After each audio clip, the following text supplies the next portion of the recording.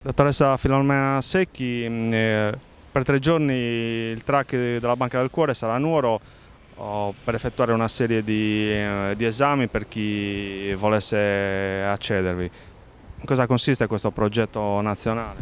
Allora, è un progetto della Fondazione per il Tuo Cuore del dottor Michele Massimo Gulizia, un progetto che si fonda semplicemente sulla prevenzione cardiovascolare fatta per il cittadino, andando incontro al cittadino, andando a ricercare proprio il cittadino in piazza. Okay?